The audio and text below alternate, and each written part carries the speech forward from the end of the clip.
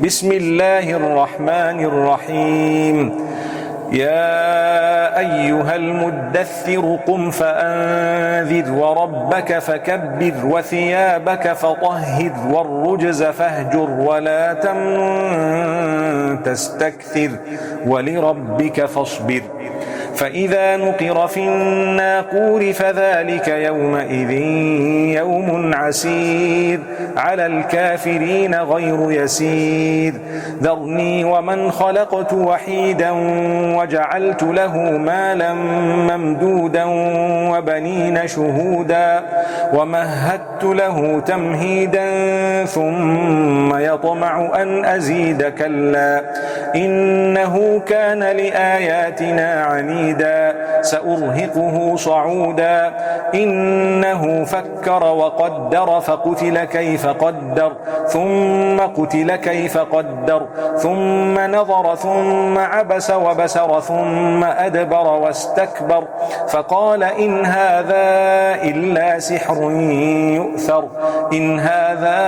إلا قول البشر سأصليه سقر وما أدراك ما سقر لا تبقي ولا تذر لواحة للبشر عليها 19 وما جعلنا أصحاب النار إلا ملائكة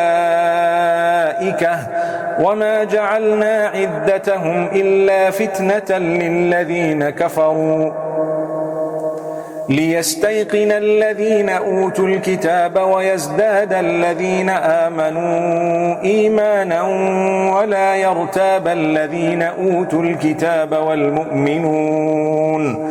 وليقول الذين في قلوبهم مرض والكافرون ماذا أراد الله بهذا مثلا كذلك يضل الله من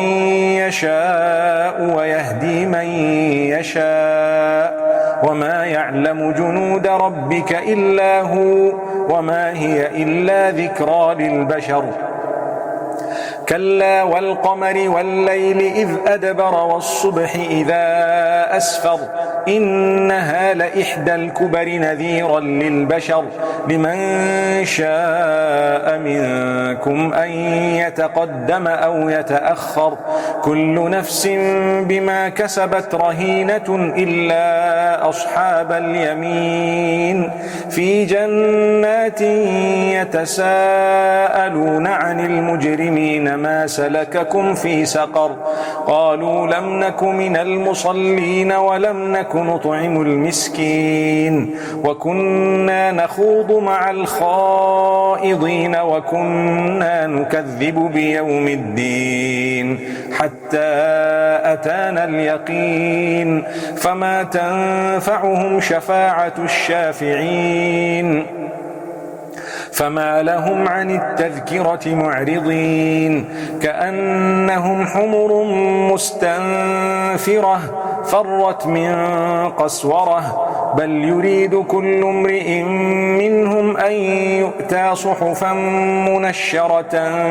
كلا بل لا يخافون الآخرة